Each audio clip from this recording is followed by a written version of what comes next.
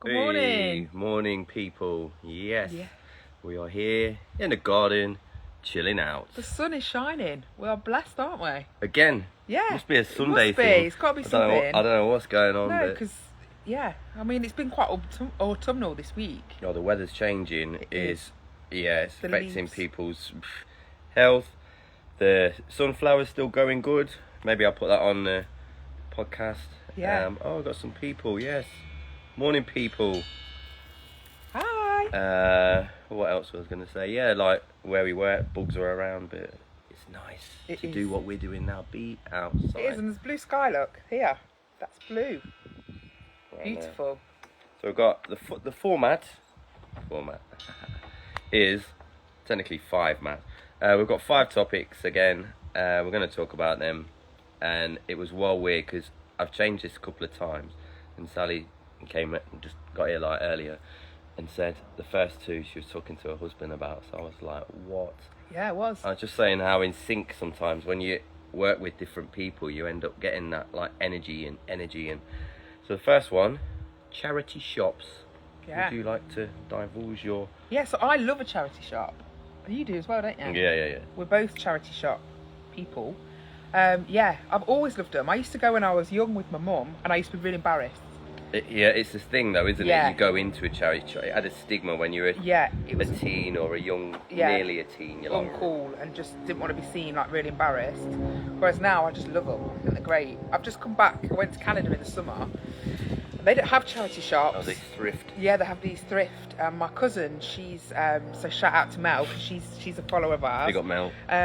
But she's got like a vintage page where she resells stuff. Oh, buys it and then has Yeah, it like a and- charity shop but online vibes. Yeah, Okay. and so I went thrifting with her. Nice. And amazing over there, just amazing. Really? So I'm trying to think. I mean, some of them not quite as big as B&M, Okay. but big, What? yeah, massive, and it's just one big thrift shop. So you have, All organised. yeah, you have all household stuff. You've got books, then you've got kids' stuff, toys, then you've got clothes, you've got shoes, you've got handbags. Yeah, it's mental, and but amazing at the same time. And in Canada, like some of their vintage stuff, I don't know, it just seems a lot different to our charity shops. How it's done. Yeah. There's loads of stuff I wanted to bring home. Just tons Like of another stuff. suitcase. Yeah, it really was. Pay for the other additional one. Yeah. So, but then I realised this week, up at near Morrison's in Leicester. So you've got Yeah. there What, the was building opposite? yeah. The antiques place? Yeah, it's not antiques anymore. It's Yeah. the biggest age UK in the UK. It's a huge Nice. charity shop. Yeah, They yeah. took it over? Yeah, they've took it over and it's just Yo, opened. I know where you mean. Uh-oh, Yeah. dangerous. So I think Payday purchases. I think we're heading that way. Yeah. This idea of big charity shops as opposed to just a little shop. They need the space though, don't they? Like I normally, Queen's Road, I go down there, have a vinyl dig, and end up buying like, I like beers, so I bought one of them Steins, them big, what they drink in Germany and stuff, and they're normally like quite expensive. Some of them like, I don't know if some of the prices in some charity shops are wrongly priced, Yeah. but I'm not going to insult their price scaling. I do think there was a mix of prices though. Yep. There's a couple up in Hamilton, you know the big Tesco up there? Yeah. You wouldn't know they're there. There's Bernardo's and Oh, at the side, isn't there? yeah, and I think there's a Loros. And I went in there in the summer and everything was 20p. Like everything in the shop was 20p. What? And I was like, what? That's a new wardrobe for that is. Yeah, it was amazing. They must have had like a flash sale. So yeah, I'm a lover of charity shops. I like the one near O'Neill's. Oh yeah, on Lowsby Lane. that's like a designer one, isn't it? Yeah, and that's got Rider. some, and it's got cool people in there. And I think cool people work in charity shops, and I just think that's the kind of vibe where you just think, right, okay, you're a cool person, you're in a charity shop, okay, fair enough. Sound effects, additional. It's an elephant in the garden. Just thought, and where else was I on about then? All round there. There are really some nice ones, yeah. And then when I clear out my wardrobe, it goes in there. Oh yeah, always. I'm always giving stuff. It kind of links to the next one does. if you want to go to that one. Yeah. So I don't know how you feel about this one. Hand-me-downs. Well, I've got a sister, so she kind of gets my chunky jumpers. Nice. So when I used to work in All Saints as well, big up All Saints, I used to get uniform, and their uniform was really nice. Wow. Jumpers, Yeah. obviously in the winter season. And then I could tell my sister had to iron it. It's when I used to live at home with my mum and dad, and so did my sister. So there were like little things like that where I could tell they were like kind of like looking and going, oh, okay. Like, but I love all the like Norwegian kind of prints and all that kind of stuff. Knit. And then roll neck, then turtlenecks were in for a bit. Big up Graham O'Reilly, he used to wear them. Oh, he did, didn't he? Yeah, Tom Cruise. But I was going to say as well, yeah, hand-me-downs, obviously, my sister couldn't really get in some of my kind of stuff. I mean, I had 2 cousins, and even my cousin now, like, he gets some of my, like, lumberjack kind of thick shirts.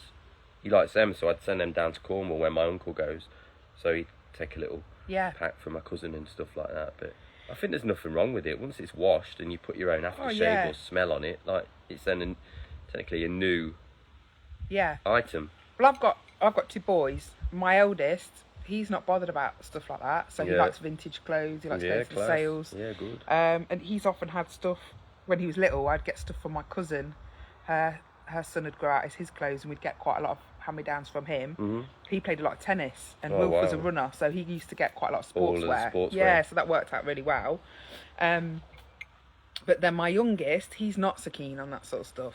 Fair enough. He likes fresh out the pack. He likes the unboxing. He likes all the TikTok culture. Yeah. So for him, it's new then. Yeah, if someone's worn it, he'd be like, I don't want to wear it, Mum. And I'm trying to educate him on that, because obviously for me, I am not bothered about things like that. I just think it's great. Like, we were talking about furniture, and I was saying, like, for me at the minute, if I was looking for something, my first place I would go to is like Marketplace. That makes sense. Yeah, I would always look second hand before I would look new. And put a throw on it, you can do what you want to make it yours. I hadn't really realised that was something I did. Mm-hmm. Is that I look for that first. That's good. Yeah. Yeah, and then, but I guess my ethos behind it is that, you know, we're living in a world where everything is just mass produced, and we've both worked in retail, and you see the amount of waste that you get. So yeah, it's just about, for me, just keeping the stuff that's already out there going. So we just had a Robin check-in on us. So the one before was a bee landed on Sally, and we just had a Robin watching from the pole just the other side of the camera. There you go, exclusive. There we go. Yeah. So yeah, hand-me-downs, they're good. And I believe, like, especially when, I think my cousin did this scheme in Bristol where a family who's just had a baby, they'd obviously buy a load of clothes. Yeah. And then they kind of like pass it down, and it kind of gets passed around. Yeah. So what's Ray saying? Ray's on there. Never been to any vintage clothes, but we'll go into a charity shop. Yeah. Yeah. Good, man. But some of the vintage fairs, they're really good. Like, I've been to a few. And there's some stuff that you just think, nah, I'm not interested in that. But then I guess it's different styles for different people. Yeah. Like, I quite like a lot of I've got a pair of cowboy boots, and I quite like that look. Do you know what I mean? Yeah. But it's not for everyone. No. Not everybody likes that look. And you've got a lot of denim that they have at these vintage fairs. Or like obviously there's loads of brands, but like the Levi's ones where they're like faded. Yeah. And they're like got all the buttons up. Yeah, and I just think it's a great look. I really like it. But you have to get the ticketed normally, aren't they? So you get a ticket. Yeah, it'll be a proper event. Yeah, and it's normally in a big hall or something. There's a guy I know called Gully Garms. I was just going to say Gully Garms. Yeah, Gully Garms. He's really cool, Spencer, and he's got it in Mount Sorrel, which is a bit of a trek from Leicester. It's not too far, but when you go there, it's like Aladdin's cave of like clothing. And obviously he does a lot of kilo sales, which is kind of, he's got vintage, he's got like secondhand, he's got like, and it's all subcategories, and you don't even realise, because like obviously it links with the first subject charity shops. Yeah. He's not really a charity shop, but you can give him clothing and he'll resell kind of vibes, or he did do. Hand-me-down, it's kind of like that, I guess. Yeah. And it's just, it's wicked. I didn't know he was in Mount Sorrel. Yeah. Because I followed him for a while. Oh, yeah, he's good. And then I saw he really did good. like a charity shop walk round. And I was thinking, I'm sure that's like Leicester, or that's Leicestershire. He did Lutterworth. Yeah, and then I was like, I recognise that place. And then I thought, he must be from around here. So yeah, shout out to Gully Garms. Yes. The next one, I don't know, I think I had Yeah, I'll let you open on this one, Matt. Yeah, a bit of a moment of overthinking. I think so it's called being too sensitive. And it's a weird one because it's like a bit of an oxymoron because like it's good as I was linking it obviously to a male, but being sensitive is not a bad thing. And I go to a men's mental health group, Brotherhood Legion, and if I had an issue where I don't know, I feel like I could talk to a female more, then is that me being too sensitive that I only want to talk to a female about that issue? Or do I just talk to the men about whatever the issues are? I've not got specific issues in my head, but when like, I don't know, growing up as a teenager or whatever, or even boys nowadays or whatever, if they're too sensitive, is it a sign of a certain thing or this, or there's people out there who are trying to make them so masculine, and it's all how they talk and how they approach women and what kind of like words they use and bravado and persona they have. Yeah. And I just think like being sensitive, there's nothing wrong with that. Or I was gonna link it to like femininity in men as well, and I just think I think there's absolutely nothing wrong with it, and it's a massive subject. Massive. You could talk about even more, but I just thought obviously we kind of keep this quite short, sharp and snappy. I find it a really hard one because I've got 2 sons, and I've got one son who probably doesn't open up as much as he should, and I've got another one who sees it as a real weakness to open up or to be soft or to cry and actually he's so sensitive. To show your senses. Yeah. So obviously links with the word sensitive. Yeah, and as a mum, I see it as that somebody who is just so lovely because he's so caring and kind and he's thoughtful and he is sensitive. So to me, that's like, as a mum, I see that's such a lovely quality to have. It is nice, yeah, it is but nice. He sees it as being weak. He sees it as being like a feminine quality, which he sees himself as being sort of really masculine. I think I'm sensitive, really sensitive, super soft. Like I'm so soppy, it's unbelievable. Well, you can overthink it then, and you can overthink, am I being sensitive? Yeah. Does that make sense? Oh God, yeah. You know, when I think people say, overthinking is huge. Yeah, that could be another subject, but like, that's one of them where you just think, am I too sensitive? And you think, don't doubt yourself. Just believe in your morals and your who you are as a person, and then sensitivity will go with the energy you give off. That's it. I think I've got better at that. I think I've got harder as I've got older. Yeah, Ray's put a good one. Really empathetic, we are Capricorns. Oh, really? Yep. Super empathetic. Is that one of the traits of a Capricorn? Yep. So, probably the ability to think of others more than ourselves. Yeah. And I think I do that a lot. Yeah. When it comes to, are other people happy first than myself? And that's why I think through school I was a class clown, didn't get the best grades, always entertaining. Yeah. I've always been an entertainer, I guess. Yeah. And I just think, so going to this men's mental rewind, going to that men's mental health group, it's one of them where I've kind of like self-validated myself, and I think, okay, yeah, I can be empathetic, yeah, I can have sensitivity, yeah I can have this. And it's not all what the younger generation will see. There's so many people out there on the internet where they're making men and all this stuff. Yeah. It's like, yeah, all it right, is. do it for a bit. I've got yeah. Wasp. I've got no Instinct. Yeah. Wasp. Ninja. I've got I find that really difficult because I think there's a lot of pressure on young men, young boys particularly, to be this masculine person, and I feel it, and I think it makes them feel really inferior, and that it being soft or crying is a real weakness. Yeah. Whereas I don't look at the world like that. I don't see it like that. So for me, I just think, just be who you are. You know, whatever you are, it makes you you. It makes you unique. Yeah. And everybody's got something to give. Yeah, and I guess we've worked with people before where people have given up on certain people, and I believe that there's always a quality within somebody that makes them unique, that makes them beautiful, that makes them special. Yeah, and I think it's hard for sometimes people to find that in themselves, which is really sad. I could link what you just said there to a scene in a film. I don't know if you've seen the film Soul. I think I have. So in that... Oh, I have, the cartoon. Yeah, like a Disney one. Yeah, like, it's really good. So in there, there's like the Valley of the Lost Souls. Yeah. And he's on a boat, and it's Graham Norton plays this like guy in New York who like he has like a sign, and he like it's hilarious. but they're lost souls and they talk like really, and but they need the spark. Yeah. They need the spark. You find the spark, and you could talk about sensitivity. You could talk about everything, and they're all part of you. Yeah. So yeah, first. Yeah. Good one. We could go off on that. Oh yeah, loads. We could talk about that loads, a lot. Yeah. Especially from our experience in our jobs and all that kind of stuff. Definitely, yeah. Health hacks. This is funny because in the week, obviously I was talking to you earlier as well, like, and at the beginning of this, like, bugs are around. If you work in a school or I don't know, in a hospital or wherever, GPs, you're gonna catch something. It's quite nice that we're outside, to be honest. Yeah, we did have an elephant noise earlier, but it's cool. Whatever, sound effects. Health hacks. So there's a lady I work with, Raj, and she mentioned, it was a bit weird as she was passing in the corridor, but I get it. Licking ginger.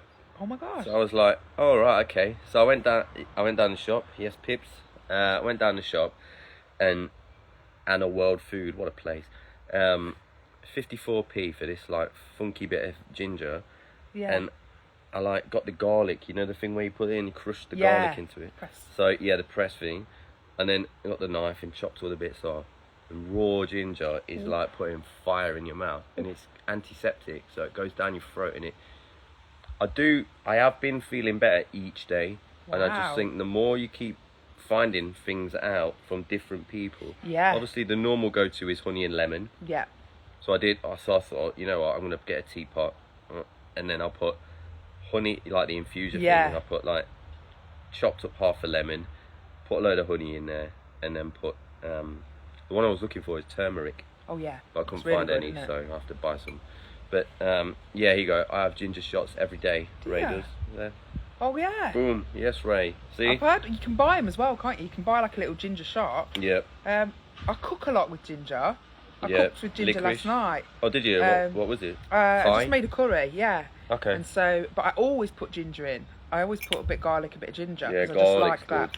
Yeah. So, but I've never done a ginger shot. I've never done one. There you go, Ray. We'll get on a ginger shot next week. Instead of tea and iced tea, ginger. Let's try it. Yeah, I normally like all those sorts of things too. But health hacks, there's loads, isn't there? Oh my gosh, yeah. I mean, I don't know. I've got like an autoimmune disease, so I've got this thing called sarcoidosis, and so I'm on a page where they give you loads of advice for that. What's good for your body to eat and what it does internally to you. Yeah, and there's loads of different tips and stuff, and one of the biggest things is like fatigue. Okay. I've got like a sarcoid nurse who she's brilliant, and she was saying like how it works for someone like me is that if you imagine that everybody's got a 100% battery, like when you wake up in the morning, like on your phone when you chop. Yeah, so when you're awake, bars. you're 100% full. Okay. But then for somebody like me, I'd wake up and I'd only be 50% full, and I'll never get quite to 100. It doesn't fill up as quick as everybody else. Yeah, and so for me during the day, I've only got 50% before I'm absolutely finished, whereas somebody else would only still be at 50. Right, and so they give you like loads of life. She was giving me lots of life tips as how to manage that. They need to be shared, don't they? Yeah, and I thought when you look into it, it's like, well, actually, that's useful for everybody, not just for like me. It's useful for everybody in life. Like we all need a bit of that. Share it, yeah. I've got friends who are. I can never say it right. I'm gonna try. Endometriosis. That's the one. Thanks. Yeah. And she'll share stuff on her Instagram feed. Yeah. And I think, well, what's the harm in me sharing it as well? Because I don't know everyone. And I just think there's loads, like, there's someone I know with Crohn's disease. And I just think it's all awareness. Awareness equals education. Yeah. Yeah, and here you go. It's the same with Ray. Ray's autoimmune, multiple sclerosis. I use the same battery analogy. So there you go, Ray. Because that's what they thought I had originally. So that's what I was level of MS. And so it's a similar sort of. It is similar. It's not the same, but it's similar sort of symptoms sometimes. And I think you're right. I think the education, more people are aware. And actually, how often do you talk to somebody and they'll say, "Oh, actually, I'm struggling with this," or "I've got this," and you think, "I never knew that about them." Like you could be sharing the same problem. Yeah, and it isn't something you talk about. You're not going to meet somebody and say, "Oh, hi, I've got this." Oh, what do you do for a job? Oh, what's your health condition? Yeah. Like, well, yes. Yeah. And also, is it something you do want to mention? Is it something you do want to talk about? Or are you giving yourself a label? Some people keep the cards close to their chest. Yeah. Or they will fan them out and say, oh, I'm a bit of this, I'm a bit of that. And yeah. But it's a really interesting one. But yeah, there's loads of health hacks. I think young people are quite switched onto it as well. I think they're better than I used to be when I was younger. Okay, yeah, that I don't makes think sense. it was something I've got another one. when we were young that was really talked about. No, it wouldn't. I think it was just Mr. Anderson Wright, nice. ex-student of ours. Yes, no, it's true. It's not talked about, and obviously mental health is the big thing at the minute. But Yeah. like, I don't mean it that way. But what I mean is it's more talked More to, open, yeah. and the government are investing, hopefully, into it and stuff like that. And you just think, right, okay, but what about this? I think I'm going to do stuff for Calm in October, the charity. Oh, that's good. Yeah. It's you walk, run or jog a certain number, which represents it's to do with either suicides or stuff like that. 'Cause it was World Suicide Day. 10th? Yeah. Was it? Maybe not. Beginning of this week. Yeah. I think. 10th of September, I thought. And I just think there's so many famous people, like who is it? Linkin Park. Is it Chester? Oh yeah. And then there was Michael. There's loads of them. Oh my gosh. And you just think, have a day where you just think of all, and some of the way they've done videos and they've done all of these things, what social media have done to awareness. So awareness, education, all this kind of stuff, which obviously it kind of links to the health hacks, what we've just been talking about. Best two people to talk if you need help. Mr. Anderson. Well, that's kind of him, isn't it? What a guy. Yeah, Thank what you a legend. What a guy. Yeah, we try our best. Yeah, and I think that's another thing. It's like, it is hard to talk to people sometimes. And I think going back to being too sensitive, sometimes you can downplay how you feel about stuff. Mm-hmm. But I don't think you should ever downplay it, because if you feel it, it's valid. No. Yeah, it's whatever true. you feel, it's valid. Yep. You know, if someone upsets you, even if they think they haven't upset you, if you feel it, then that's valid. Yeah, is a just connection. feel it. So you don't have to justify your emotions. If you feel it, that's what you feel. Don't have anybody try and tell you otherwise. But then it's how you manage that feeling. How do you go on to deal with how that? it manifests. Yeah, and how can you help yourself with the thoughts inside your own head? Because Yeah. I think that's the hardest bit. I will put information. Valid. I will put information on there. Yeah. So Sophie's just asked about Calm. Oh, exclusive! If you saw that, exclusive. About Calm, yeah. So anyone can do it. There's a walk. Maybe I should do it. Yeah. Maybe Why I not? should, yeah. Why not? You live in a beautiful area of Leicester, load Maybe of I should. greenery. Yeah. Like you can, and all you got to do. So a bit of you just got to divide your days between a specific number. Yeah. And it's less. So when I did it in June, it was 90 miles for June. Right. So I've done stuff for Calm before and made about 100 quid, sent it off to them and stuff like that. But this one, I think it's only like 68 miles you got to do. So it's probably like 2 a day. Yeah. It's not much. So Yeah, maybe I should. maybe we should Maybe pick and mix. Pick and mix. Should We go could for end it. up in different locations after a 2 mile radius from certain areas. Yeah, we could. And then just do a little, Yeah. which equals probably a lot of the things we've I'm not talked committing about. to it yet, but Okay, I'll okay. think about it. I'll think about Might be it. an exclusive. Yeah. And the last one of the 5 we're talking about is I'd gone for a drink and a quick meal yesterday with my friend in the market. And it's a weird area at the minute because I like the pub, the Wetherspoons, and Corn exchange. yeah, Corn Exchange. And I like looking around. I took a really cool photo. I'll put it on. this. Yeah. I'll put it on this. There's not a lot of people look up around Leicester, and the architecture, there's some Amazing. beautiful architecture. So anyway, I digress.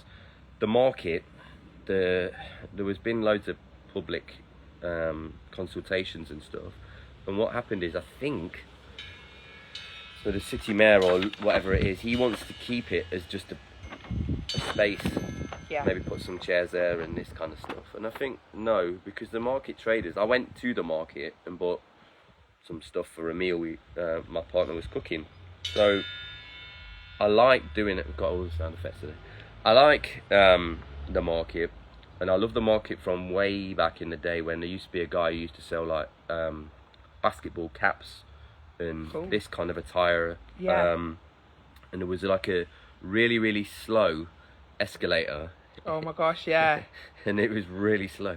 And they had like all like kind of fashion brands like Naf and Yeah. all of them kind of brands. Yeah. And it was a weird building. It was really orange brick, and there was a cafe above. I remember it. All of that area, and that was like the market. I think it's where Knight and Garter is now. Or, no, it might it's not. the inside market. It's where Green Dragon Square is. Yeah, so it's they knocked that. it. They knocked it all down. Where Alice Hawkins' statue is. So technically, he's already got the area he wanted. That square. Agreed, Keep that. The best place I went to lately, what looks like the concept they're going to go with, is Chester, which I think I might have mentioned on one of these chats. And Chester Market is so cool, like big wooden shack-looking buildings where you can get your food, obviously like takeaway food, which is cool as well, and you can sit down. But then you can still get your fruit, your veg. Obviously, the fish market and the meat that all got done. Yeah, so that's there. good, and that looks nice. Yeah. But the people who are outside in that technically giant gazebo, it felt so restricted. And even in like, have you done, obviously with retail, like having restricted areas to walk around. And I was with my friend in his wheelchair and stuff. It was so like stressful, and all I wanted to do is look for the veg I needed, buy it, and go. And I didn't want to give it to these big companies who, some of them allegedly don't pay their taxes in the UK, blah blah blah blah blah blah. That's another story. But I thought, right, okay, I'm going to give it to these guys. And the market, I divulge and digress, needs to go back to where it was. Like, I think it's a real tricky one, because I'm always for open space, but we have got, I was thinking about it, we've got Green Dragon Square, which is where the indoor market was. Jubilee. We've got Jubilee Square. Yeah. We've got St Peter's Square, which is where, down in the High Cross, where the food eateries are. Yeah. Outside Showcase. True. We've got Town Hall Square. Near Lane 7, there's areas-ish around there. So we've got quite a few squares. Castle Park. Yeah, so there's lots of green space actually in our city centre. But Abbey Park, like a little bit further out. But it's still there. Yeah. My dad started, his first job was on the market. So when it's like a rite of passage. Yeah, he was 13 and he was, he used to get up before school. Yeah. Go to do his job at the market, then get back and go to school. So he'd be down at the market, so like 5 in the morning. Yeah. So Gene's got it easy then. Yeah, that's what my dad will always have this conversation with Gene about how easy he has got it. Yeah. And then my dad was the tea boy, so he'd make the tea and coffee and go around to the stallholders, and he'd deliver all the tea. Yeah. So my dad's got like a real connection with the market because that's where he started. Leicester in your DNA. Yeah, and so I know this conversation I've had with him, he feels really passionate about it because the market is the market. Needs to be where it is. Yeah, and I know as a kid, like, my mum always used to take me on the market. She'd always buy me like a bag of plums in my pushchair and I'd just sit. Fruit. Yeah, and I used to be like, you're a kid who liked fruit then, yeah. And then when I take opposite. my kids into town when they were babies, we'd always go to the market. So I guess it's part of it is hobby. It's a bit of a heritage, isn't it? It's got to be. And it used to be the biggest outdoor market in Europe, I think. Yeah, roofed. Yeah. Yeah, but outdoor market. So it's got a lot of heritage here in Leicester, and I know that space has been trading for like hundreds of years. Oh yeah. As the marketplace. It needs to come back. Yeah.